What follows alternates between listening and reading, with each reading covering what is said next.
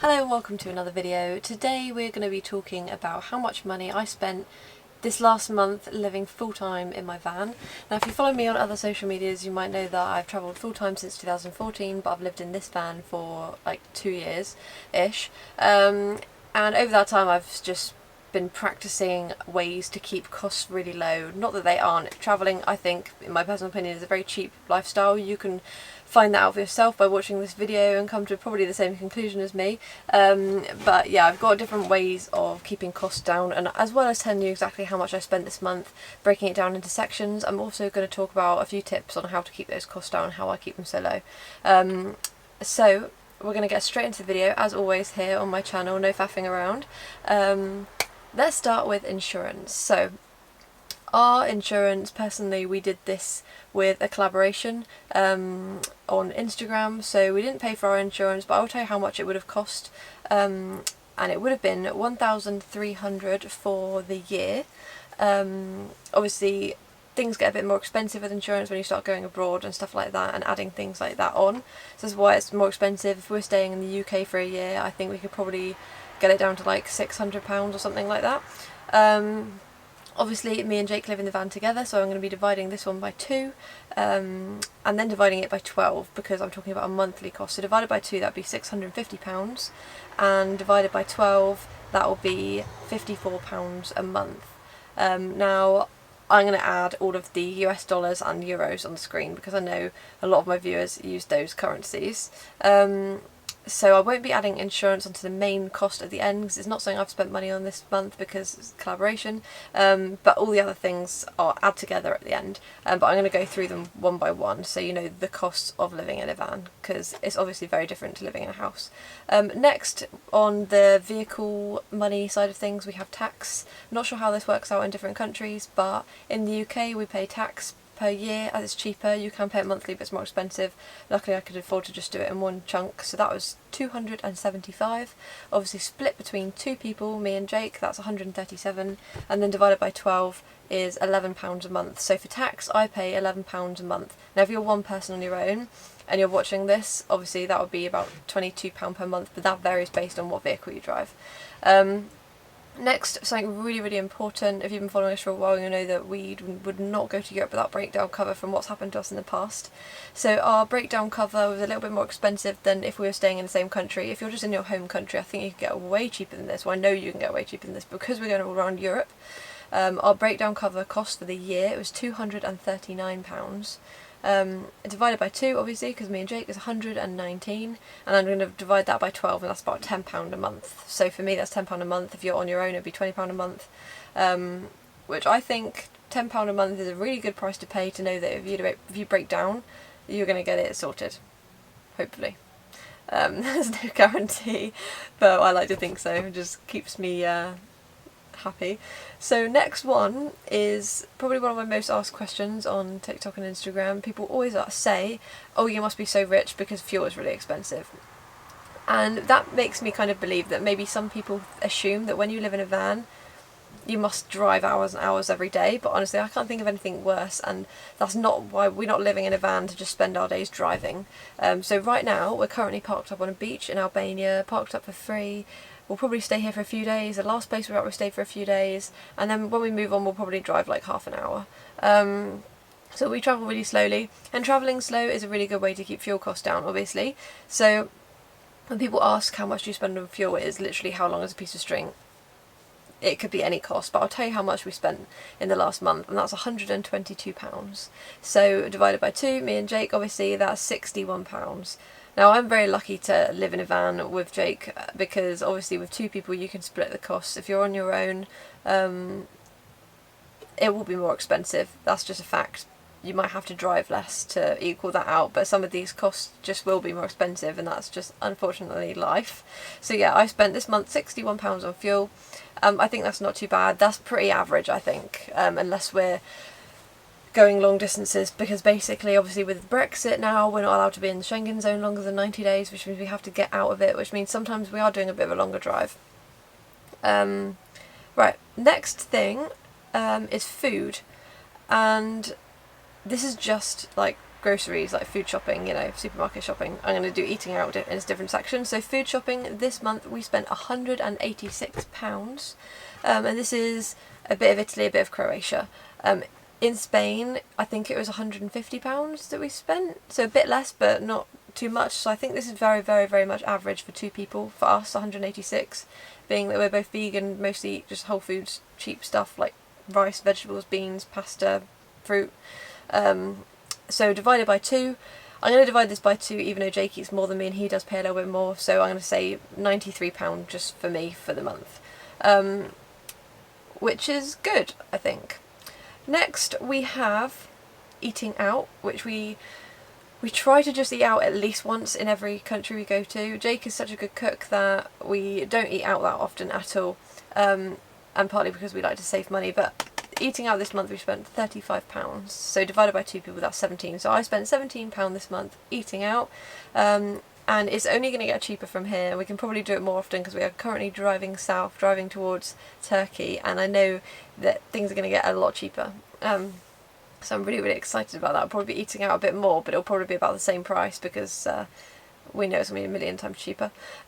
Next, something I get asked a lot is, where do you do your laundry? And the answer is at like laundrettes or laundromats, and you can just find them by just typing in laundry into Google Maps, or go onto Google Translate and type in laundry and then find whatever language of the country you're in and then type that into Google Maps.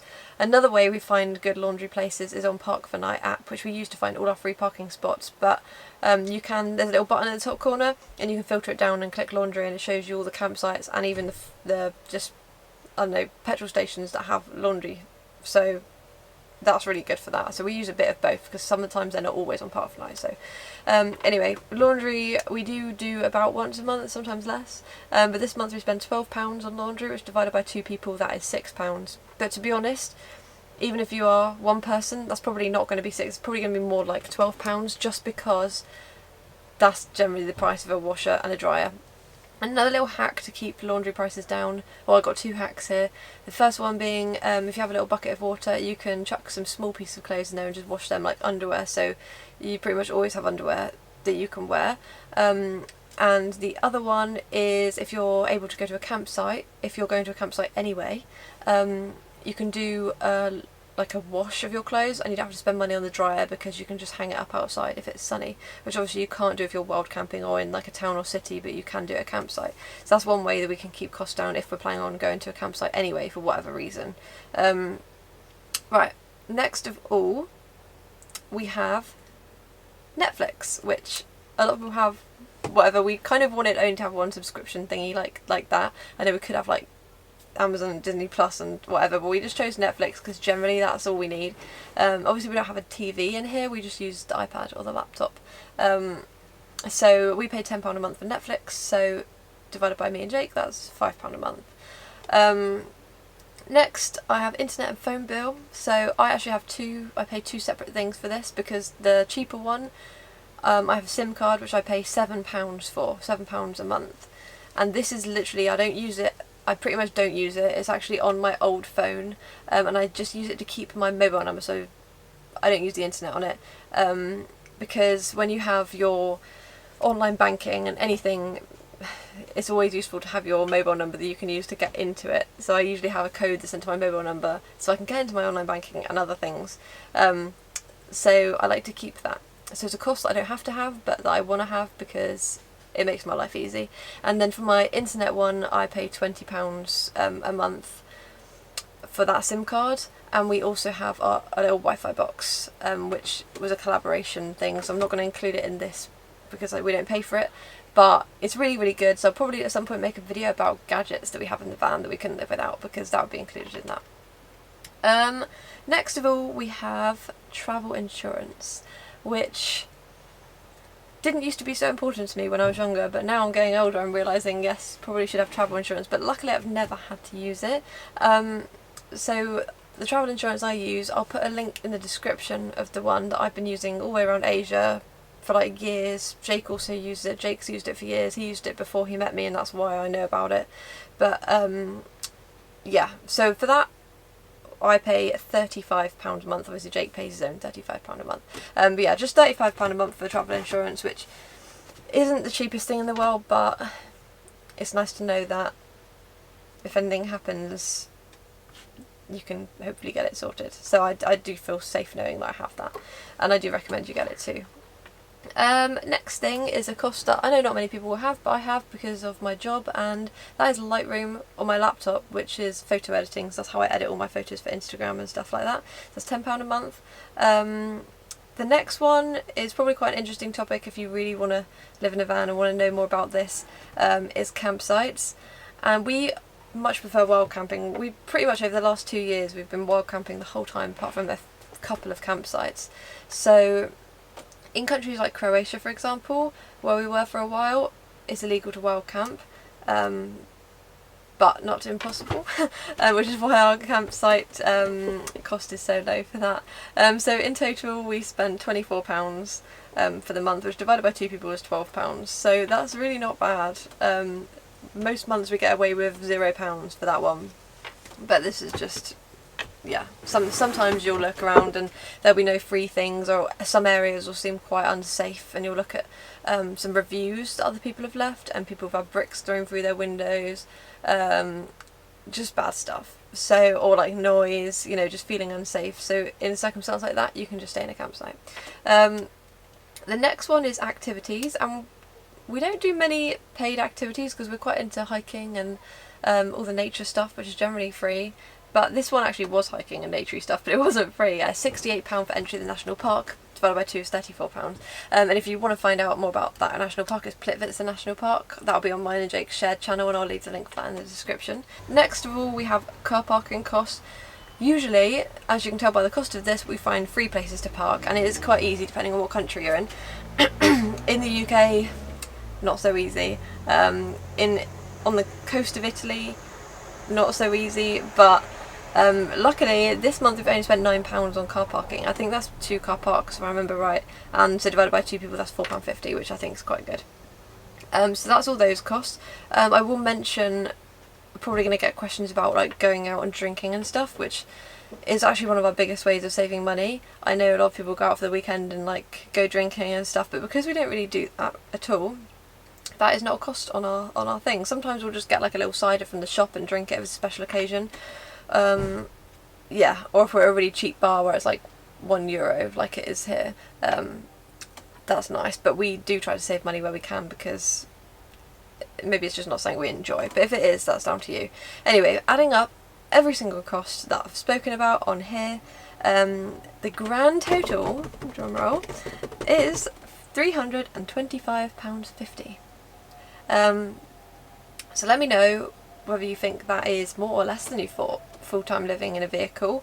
I'm really interested to know your opinion, actually, because I do get a lot of comments on Instagram, people saying, oh, only rich people can live in vans, and I've never like bought a house or like rented a house for any period of time, so I don't know how much that would cost, but I think £325.50 for a month for total what I spend is actually quite good, and I'm happy with that. So let me know if you think I've missed anything. Hopefully I haven't, because I looked through my online banking app and I got all of them. But if there's something that you're thinking, oh hang on, don't you spend money on this, just ask in the comments, because I'm happy to talk about money quite clearly. I really don't mind. So yeah, that's it for today's video. I hope it hasn't been too long-winded. I've tried to keep it really short and to the point, as I always do on this channel. As usual, please let me know in the comments what videos you'd like next, and I will post it next in 2 weeks time, because I post every other Monday. And yeah, thank you so much for watching, and I'll see you in the next one.